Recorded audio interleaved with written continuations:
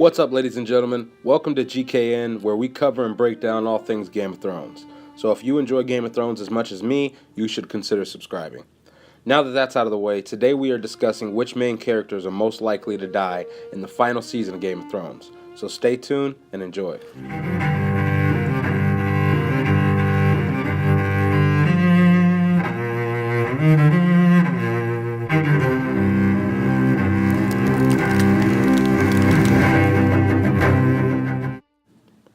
So characters are definitely going to die in the final season of Game of Thrones. HBO executives have basically told us that we're in for a bloodbath. I mean, by now we should all see this coming. I mean, of course people are going to die. This is Game of Thrones after all. The show became famous for one killing after another of famous characters. I mean, from Ned to Robb to Catelyn to Oberyn to Tywin to Stannis to Hodor. I mean, the list goes on and on.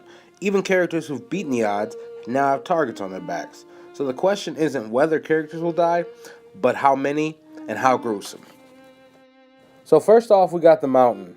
I think this one's as close as a sure bet. We're going to finally see the Mountain fall. The question is, who's going to end him? Will we get to see the Clegane Bowl, or will Arya slay the Mountain?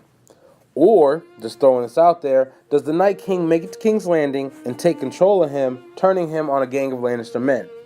Not going to lie, that last one would be pretty badass. Beric Dondarrion. This is another one that won't shock many people. He's on his, 7th life now? And I'm pretty sure the next time he goes, it's going to be curtain jaw. Grey Worm. Okay, here we go. You better get the Kleenex ready, because from here on out, it might get a little depressing. I think they set us up all last season to make his death that much more impactful and heart-wrenching.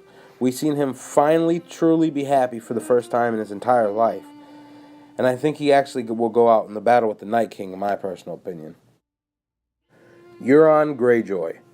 Now, for a late addition to the show, Euron made quite an impression in Season 7. Whether it was teasing a hopelessly outmatched Jaime Lannister or offing a pair of sand snakes. But I think for the sake of the story, he has got to go. I also think his death will be the beginning of the end for Cersei. Since we're already talking about her, it's hard for me to envision a scenario where Cersei survives the series. I mean, it's possible, and it would certainly piss a lot of fans off, but it would take so much work. Cersei's journey has been one of the show's most fascinating, and she's been setting herself up from a huge fall pretty much from the jump, making nothing but enemies and the wrong kind of friends. In one corner, there's Daenerys Targaryen and her pet dragons, which she did just lie to, so she's going to want to kill her. In the other corner, there's Arya Stark, who's been training with faceless men for a long time, and she's basically a trained assassin at this point. She's been wanting to kill her for years. And even Jaime has abandoned her, and to top everything off, the Night King looks like he wants to kill everybody. So, definitely not looking too good for Cersei. The original Red Woman has had a hell of a lot of blood on her hands, from the Princess Shireen to Gendry's junk.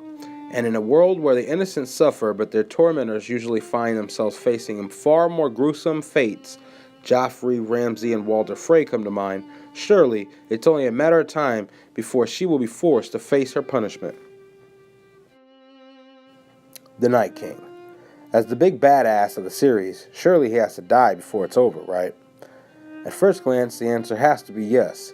The good guys have to win, and the bad guys have to lose. Only this isn't Shrek, where we all live happily ever after. This is Game of Thrones. So, could the Night King really survive the war that kind of all started?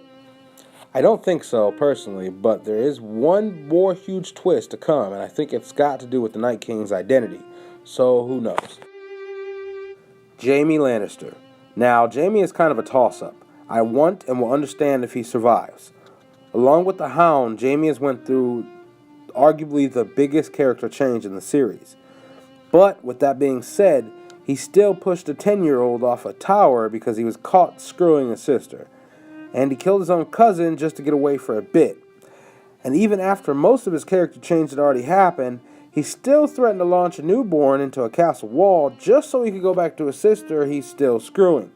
So as much as I want to think he's going to live, I also think he'll be a sacrifice to save the Starks or even play a huge part in the Night King's fall.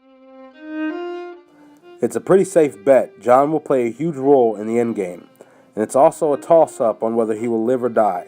So will he rule the Seven Kingdoms after the Great War is over? Or will he die nobly, preventing the Night King from obliterating humanity? Unfortunately, I think if Dany is pregnant, his chances of dying skyrocket. Game of Thrones has built a reputation on killing characters who seemed like the heroes of the story, so I don't think both Jon and Dany survive what's coming. The tricky part is puzzling out who lives and who dies.